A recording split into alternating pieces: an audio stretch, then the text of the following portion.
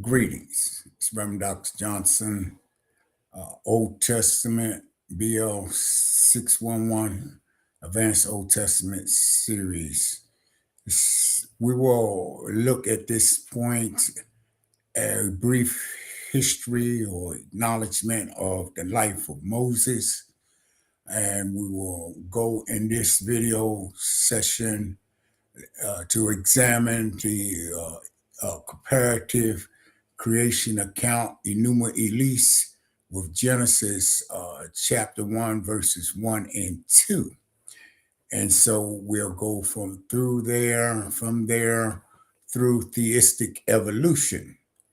So please be mindful of terms, definitions, be mindful to study, and you will prove much more efficient, proficient, if you were to stop and look at the scripture texts that are posted upon the slides. Now, you may take pictures of the slides, but let me caution you, besides my own personal view about not giving out slides, when it comes to taking pictures of slides, there's also an equal effect. It tends to have you to want to focus on the slide, and generally people miss a lot in a lecture as they sit to prepare for exams. And this too is another reason why you want to review the lecture for anything that you may have missed. Review your notes, and if your notes don't feel they're complete, then go back to that portion of the lecture. You can fast forward, you can skip, however you want to call it, but it'd be more meaningful to read the text, take down your notes, and then view the video, review the video, all as a part of the process of preparing for exams and writing good research papers. Okay, well, let us jump into this here. We have Moses, and we like to say that the slide says, who is the man? What do we know about his time period? And so, just briefly, Moses came up in the household of Pharaoh. For those of you who remember your biblical account, when he was a baby, it was during the time that they had grew up a Pharaoh that did not know Joseph. And this Pharaoh had decreed that the Israelites had multiplied to such an extent that he feared their allying with the enemies of Egypt, and that they would overthrow the Egyptian dynasty. Well, he decides, this Pharaoh, to kill all baby boys and what have you. The midwives were instructed to kill all baby boys that were birthed, and God spared Moses' life. The hand of God was always with the Israelites. God spares Moses' life. His mother put him in a bulrush basket. His sister takes him down to the Nile River, down happily where Pharaoh's daughter bathes. And so she rescues the baby, raised Moses as her own. Now, Moses was 40 years in Pharaoh's house. In fact, he was known as the Prince of Egypt. Moses studied the Egyptian gods, 40 plus gods. Moses studied Egyptian astrology, all of these customs and trends and things of this nature. Moses was raised as the co-son to Pharaoh's son, although he was not specifically Pharaoh's son. And so Moses had a great understanding of Egyptian life. Now, when we consider our lesson, we're going to move on into this next area. When we're looking at the book of Genesis, in the beginning, God created the heavens and the earth. That is the biblical text.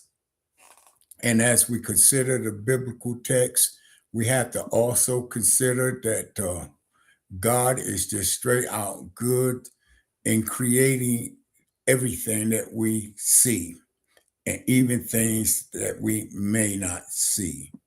Well, beloved, here it is then.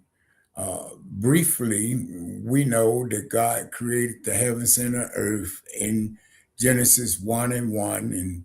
And in verse 2, God, the Spirit of the Lord hovered upon the face of the deep.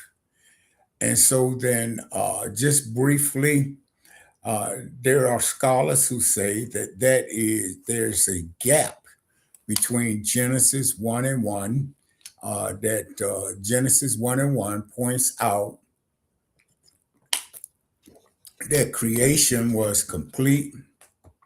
Remind you what John Robertson said, Rogerson said about this. In fact, there's this gap of time that critical scholars say. They say that yes, it was completed in Genesis 1 and 1. Now, Rogerson says that everything else after Genesis 1 and 1 is just explains the process of what happened. But there are what's known as gap theorists who said that there was a gap in time between Genesis 1 and 1 and Genesis verse 1 and verse 2. And during this gap in time, they said that creation was complete and without flaw. Then something happened that time that caused creation to become corrupt and mangled, requiring the recreation process. Now, this is the work of the Holy Spirit, the recreation process. But when we you think about that, just marinate on that. We may talk more about the gap theory a little later. But we're going to move on to the account of Enuma Elish. Enuma Elish went on high, is a Mesopotamian or also known as Babylonian epic. Please note that Mesopotamian account of creation, also known as a Babylonian epic. And when we consider these things, we have to understand that God is working in the course of creation. And here it is, there's not just the Israelite gods. No. There are other peoples, and these other peoples have what they call their God.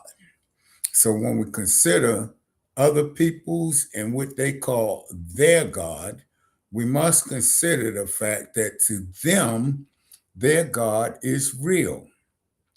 And when we consider that they consider their God to be real, then reality is in the eyes of the perceiver, is it not? And so when we consider uh, all of these things, we have to understand that, yes, here it is. Let's see. Okay, get this working. Let's see. I'll get that later then.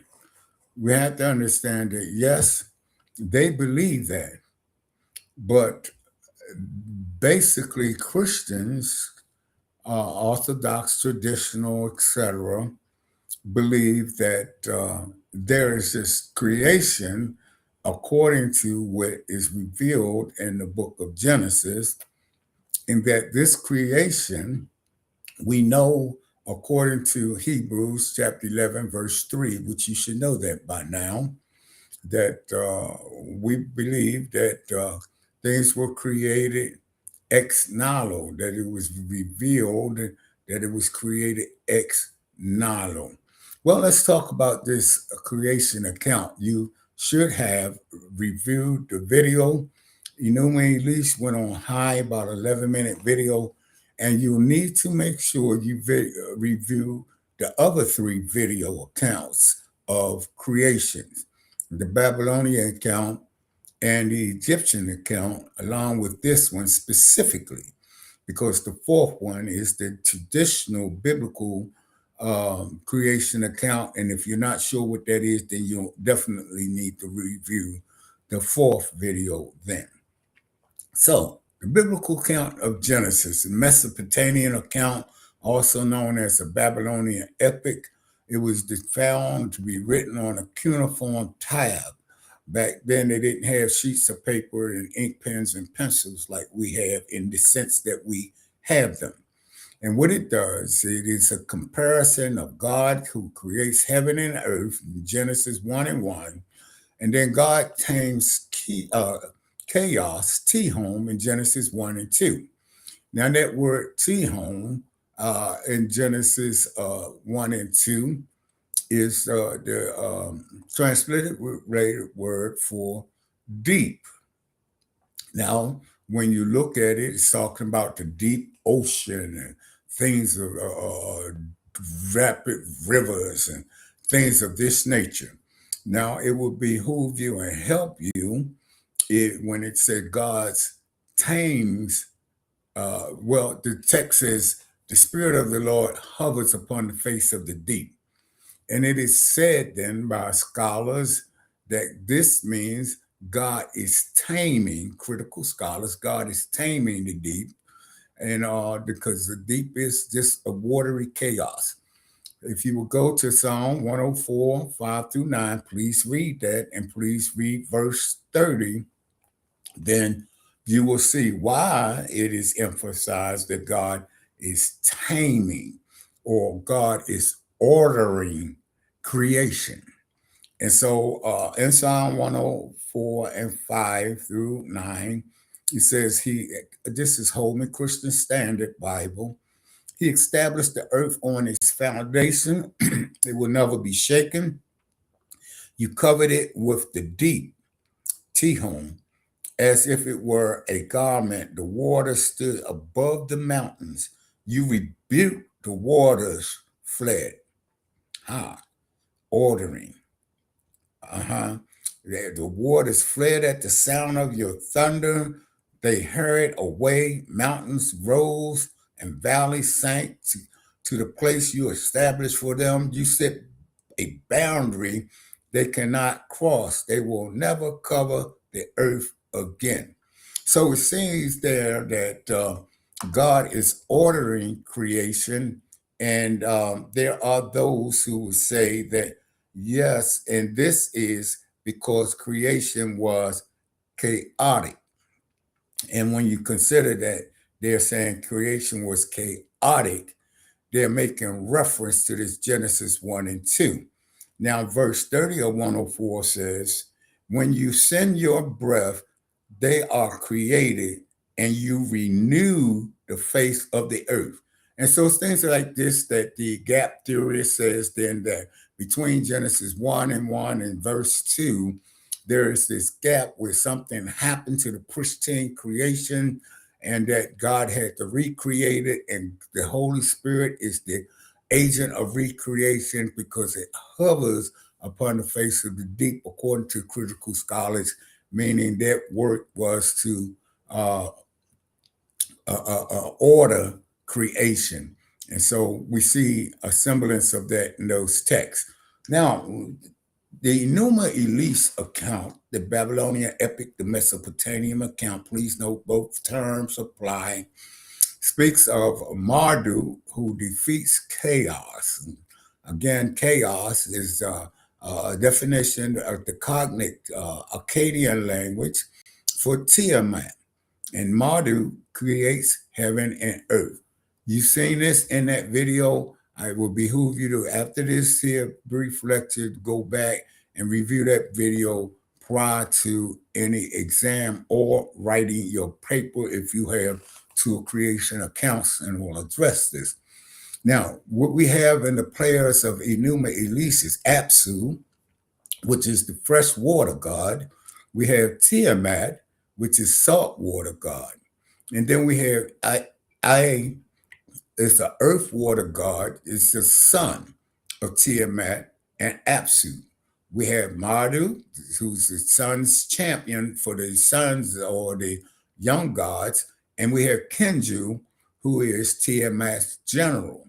Now, please note that Kenju can also be spelled, if you read in other materials, it may be spelled with a G instead of a K. Again, it is a Babylonian epic. So we have this Genesis 1 and 2, Tihom, the deep, in Tiamat, the cognitive Akkadian language. Tiamat is equivalent to Tihom. It's a derivative. They are derivatives of the same term, basic term, and Tiamat means chaos. Again, read 104:5. You can go on through 13 and Jeremiah. Read the text just to get a sense of the argument about this word deep, or the chaoticness of the word deep, Tihom. Let me back up a little bit here. So then I need to keep you on board.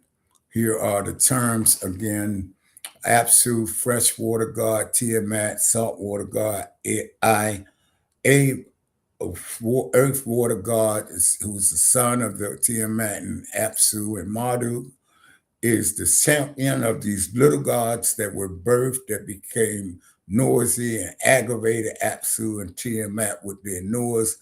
And then Kenju, which could be with a G, found with a G also instead of a K. That's the general of Tiamat. And then we have this here diagram of this term Tiamat, T-home term, and meaning chaos.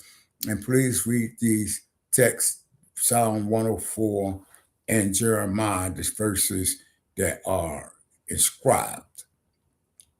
Now, let us move on to where I had gotten. I need to catch my slides up to where you are. So then the older treatment of Genesis 1 and 2 found a similarity between Tihom of the Genesis creation account and the Enuma Elish story, in which Tiamat was vanquished by Marduk, and from her body, earth and heaven were made. You understand what the construction part of her body, where it formed the heavens, the other, the earth. She was split into like a clam shell. And check your video out. It is said that in Genesis 1 and 2, also there is implied a fight in which the Spirit of God rushed on a chaos monster, Tihom, deep. Spirit of God hovered upon the face of the deep and thus made the ordered universe. Much of this is transcendential, meaning an attempt at exegesis, and it is now admitted that linguistically Tihom cannot derive from Tiamat because the medical radical, a laryngeal, is lost in the Akkadian word and would not be manufactured in a borrowed word. So the basic scholarship says, no, these two are not related. That's where Clarence Johnson is, but critical scholars try to move in this aspect. Now, when you're dealing with cognate language, which Akkadian is cognate to the Hebrew language and what have you, looking at an example, Baal, we see in the Bible, becomes in the Akkadian language, Bel, and is barred back even in Isaiah 46 and 1, where Isaiah uses the term Bel instead of Baal. But actually, Tiamat and Tihom come from the same root. The root referred merely to the waters, and this meaning was kept in Hebrew as a noun for waters in the deep ocean and deep in the ground. But in the animistic thought of Akkadian language, it became divinized into the goddess of the ocean, Tiamat. So in the Eucharistic, the H is preserved, Tihom, as in Hebrew, and here and the ocean is sometimes divinized as in Akkadian language, though Eucharistic so far shows no creation account. Now, when we consider these factors, then we're talking about philological and semantic domains, which you don't need to worry about. We won't get into that deep on language, the philology of language. But please note and review your video, because there are nuances and statements that are relevant that you should know by now. So then we look at what is called the Ebla tablets. And we are actually then move into looking at something that is external to the biblical account, but affirms the biblical account. This is an external document, for lack of a better expression. So there are 16,000 clay tablets from the third millennium BC. They were discovered at Ebla in modern Syria beginning in 1974. So Bhavani Petinago Nocto dates them from 2580 to 2450. That is about a 130-year gap period that he dates them in. And Paulo Matthaei suggests that the period of their dating should be 2400 to 2250, which is about 150 years different range in which he said these tablets were established, 16,000 clay tablets. And either period predates any other written material by hundreds of years. This is phenomenal when you consider the fact that these Ebla tablets, written hundreds of years before any other uh, documented account, these tablets are then very important. And the importance of the Ibla tablets is that they parallel and confirm early chapters of Genesis. This is external material. So, although clouded by subsequent political pressure and denials, the published reports in journals, reputable journals, offer several possible lines of support for the biblical record. Now, you can find this information in archaeology of the Old Testament. You can find in there some very aha moments, enlightening information when we consider, especially that these tablets, the Ebla tablets, reportedly contain reference to names found in the book of Genesis, including Adam, Eve, and Noah. Go figure. Go figure. Hundreds of years before anything else was written, these names pop up. So, of great importance is the discovery of the oldest known creation account outside of the Bible. The Ebla's version predate the Mesopotamian or Babylonian epic account by 600 years. And the creation tablet is strikingly close to that of Genesis, speaking of one being created the heavens, moon, stars, and earth. Now, you talk about an affirmation of God's word being co signed. It is quite interesting, to say the least, to me.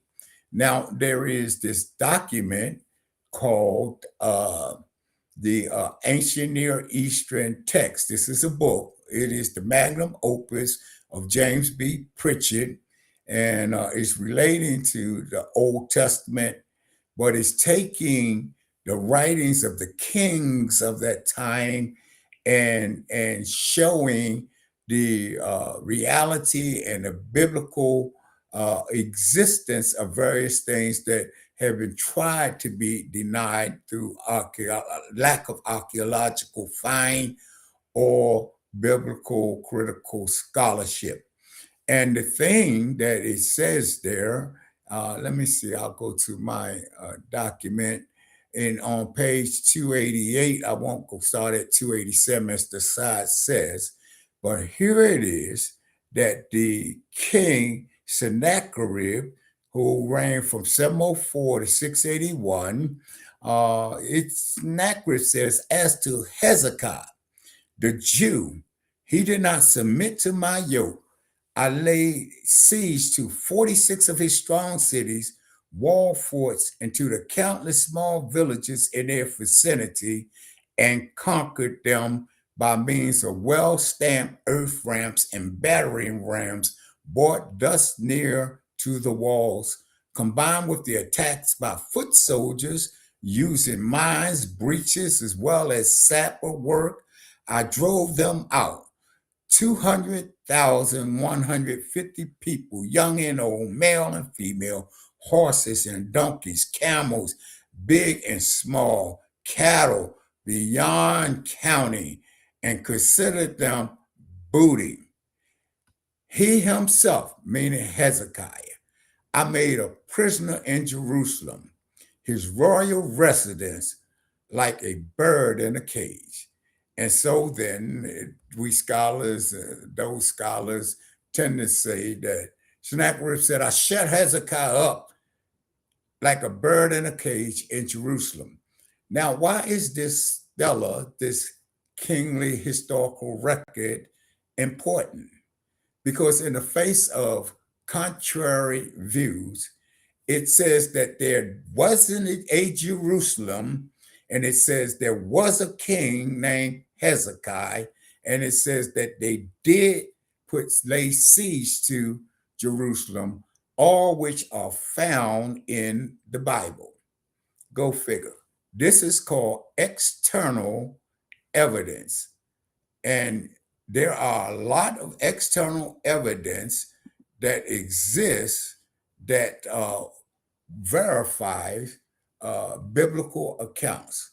But we're going to move on to theistic evolution. Remember, definition and terms always, the proponent who wrote it, spoke it, and advocated always, and what time period, epoch, did it happen? You want to keep up with such information. So the definition of theistic evolution, broadly speaking, theistic evolution is the belief that God used evolution as his means of producing the various forms of physical life on this planet, including human life. Now, don't go tripping, please. There are definitely various views on this. And if you hold to the biblical view that God said, let there be, and there was, but then God got personal in chapter 2 of Genesis and bent down and scooped up the dust of the earth and created a man, all well and good. But please note that there are other people who see things in other fashions and manners. So creation versus evolution, that paper played exceptional attention here. Now, there are several kinds of evolution in which God is said to be involved. Indeed, there are various conceptions of God connected to evolution. And there is a writer who I enjoy his work, the case for biblical Christianity is one of his books that he speaks of evolution of his kind. God said, let there be, and then God created man, and everything evolved according to his kind, because that's what the biblical text says. And he argues reasonably and rationally about that. But now to these diversive views of theistic evolution. By theistic, evolution is meant that the belief that a theistic God used an evolutionary process he had created to produce all living species of life. In addition, theistic means that God performed at least one miracle. Note this difference now, because this is where differences are. Theistic evolution, God performed at least one miracle after his original creation of the universe ex nihilo. Remember, ex nihilos mean out of nothing. Yeah, so then God create out of nothing. There was nothing that existed, and God brought all of it, something, into existence out of that nothing. So then, we're going to look at minimal theistic evolution. Here's the difference. So the minimal theistic evolutionists believe that God performed two supernatural acts out of creation. One, creation of matter out of nothing, and two, the creation of first life. Now, that tends to seem to be somewhat what happens in Genesis. God creates matter out of nothing, and then God creates Adam. But also, God creating first life could be He created the fish and the birds and all of this after its kind. So, but the distinction here is that there's two supernatural acts of God's creating act. And after that, every living thing, including human beings, emerged by natural process that God had ordained from the beginning. So when we see this, then we have to understand that theistic evolution, the first slide we looked at, God created one creative act. And now minimalist theistic evolution, God creates two supernatural acts. Well, beloved, when we consider this journey, we go from minimal theistic evolution to maximal theistic evolution. And maximal theistic evolution holds that God performed at least three supernatural acts of creation. Remember, theistic, one, minimalist, two, now maximal, three. You need to know what they are. So, on maximal creation account, theistic evolution, there was matter, first life, and the human soul. Those are the three. At the initial creation of matter and life, all animals, organisms, including the human body, evolved by natural laws established from the very beginning. This is the traditional Roman Catholic view, at least in for this last century, according to the text from which I've pulled this particular information. So then there's matter, first life, and then the human soul. Oh, yes, God is straight out good no matter how they cast this. I know that God, from the biblical basis, God created it all. But now here's another account, and most scholars who hold this view, this maximal view, also believe that God supernaturally intervened many more times than this. In other words, God just didn't create this one step or this two step or this three-step process, but God created, God intervened in creations more than this. And they are referred to, uh, they refer to themselves as progressive creationists. In other words, creation still progresses and things are still happening, and it's all what God had brought to pass. Well, if you have questions or comments, I just want to say please list them in your email to me concerning the lecture, and we certainly will address them and get back to you with some sense. Now, don't ask me to rehearse the lecture itself. You have the video. If you have a question, go back to your video, go back to your notes, and glean your answer. And if you just can't seem to be satisfied with what you come up with and still in a state of confusion, hit me up. Let's talk about it. So we're going to move now into deistic evolution. And deism does not believe in any supernatural acts or miracles after the initial act of creating the materials of universe out of nothing. Deism is like God created this clock, a perfect clock, wound it up, and it'll never run down, and sit it down, and it runs on forever. And that's what deism believes happened, that God created, and then there are no other supernatural acts or miracles after that initial act of creating the universe. As far as evolutionary process and the production of life forms, including human beings, there is no real difference between deistic evolution and naturalistic evolution, which includes atheism and agnosticism. Here we are. Natural evolution, the naturalist Charles Darwin. Hello, somebody. Here it is. Darwin says that there was the eye of a mollusk, like a clam, a mollusk, in creation, and that a single cell organism evolved. It became a fish. The fish walked out of the water, and the fish climbed up in the tree and became a monkey. And the monkey came down and then got up on two legs and became human along the natural evolution process. Well, atheism does not even believe in God, and agnosticism says if there is a God, we can't tell or we can't know God. So what's the sense in concerning ourselves with issues about God?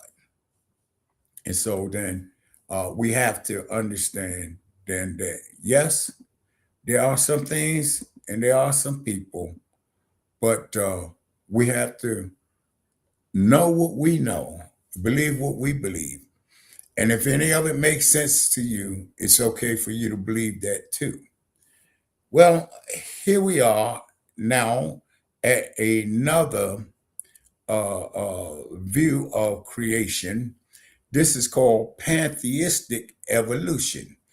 All right, now let's look at this word pantheistic. Like the kids say, let's break it down. Let's put it in syllabus. We got pan and we got theistic. Now, pan means all, it's the Hebrew word for all. And then we got theistic, theism, all is God. Theism is God. So here it is, pantheistic evolution, created ex nihilo, out of God. Everything is coming out of God. And so then another form of evolution involving a belief in God is called pantheistic evolution. Pantheistic, unlike theism and deism, believes that God is in all and all is God. God is a universe or nature. There is only one being or existence in the universe. Everything else is an emanation. It comes out of or a manifestation of it. Absolute pantheists hold that the universe is not even a manifestation. We are all simply a part of an elaborate illusion. Creation itself does not exist. God. Well, you may find that questionable.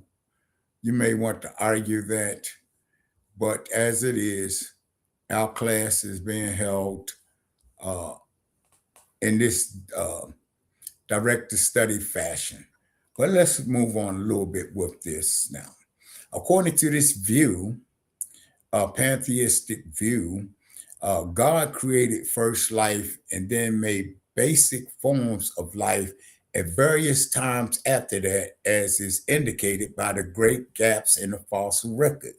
However, the God who intelligently intervenes to form these various kinds of life did so from within the universe. Remember the previous slide say that God is the universe, within the universe, not from outside of it. God is the mind of the universe. God is nature. Now, I want you to chase a little rabbit here. Elon Musk's matrix theory. Now, Elon Musk has theorized that we, humanity, and creation itself live in a matrix. Some of you may have seen the movie The Matrix with Lawrence Fishburne and Keanu Reeves and all, and Matrix Revolution, and Matrix comes back, and Matrix went for, they made many versions of that thing, right? But anyway, they would leave, go unconscious and leave their body and go into the Matrix. Well, Elon Musk held the possibility that there is a evolutionary, that there is a matrix. We are in a matrix, and beyond this matrix, there are some superhuman beings who are in a different world better than our own. And so he's employed scientists to find out and to get above. I believe this is what pushed them into the space race, trying to get beyond the matrix to see what is there. And there are people who think like that, people who think that there is more to life than what it is. Certainly, God is the mind of the universe, God is nature. People will want to know, well, where is God? But anyway, then I have here conferred with on the slide, if you had noted, with David Hume's question. And David Hume asks a question. He's a great philosopher. Days going by, he asked the question, says, now, when you're in a room, you have the hearth, which is a fireplace, and you leave the room, does the fireplace still exist? Plato, I believe it was, that asked the question, if a tree fall in the forest and you're not there and no one's around, does the tree make a sound when it falls? There are various different views of trying to understand life and understand the importance in life and all. Here down at the bottom, Elon Musk theory, Elon Musk matrix theory. You can Google it. And David Hume's question. He's a philosopher. You can Google him as well. But when we consider life in itself, we have to understand that, yeah, God is there. God created. God is transcendent, above creation, and God is immanent in creation. But these different evolutionary views of creation is striking. So we had pantheistic, and now we're looking at panentheistic. Remember, we've got to break it down, as the children say. Pan is all. En is like in, pan, all in theism, all in God evolution. So unlike pantheism, that everything is God, because God exists and nothing exists except God, and what have you. God is in the desk, God is in the pencil, God is in the cell phone carrying your voice to somebody else's ear. God is in all of it. But which pantheism believes God is all. Panentheism, please note the different holds that God is in all. God pantheism, all in God. God is in all. God is all. God is in all. Pantheism is distinguished by its belief that God is the vital force within the universe and within the evolutionary force.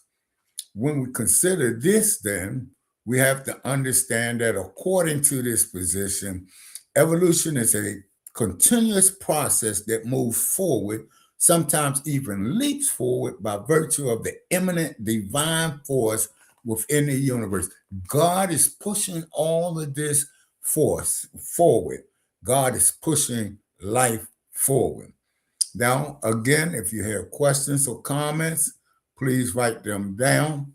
Um, I'm going to stop here, and I'm going to do another segment. My next segment will launch us into the book and into various functions of criticism. But I want to emphasize that you have this video. Please, please review your video as your source for preparation for writing, your source of preparation for exam, your source of empowerment for understanding what is the arguments are against biblical criticism by critical scholars and vice versa. Now, this is Dr. Johnson. Remember, I am available, but do your work. Look at it. If you take pictures of the slides, that's fine. If you take pictures and make notes on the pictures that you took, that's fine. But you'll do better by reviewing those segments or portions of the video lesson, of reading the textbook, and any other material that I submit to you. Blessings and favor from our God. Till the next video clip, till the next time I see you, have a great and marvelous day.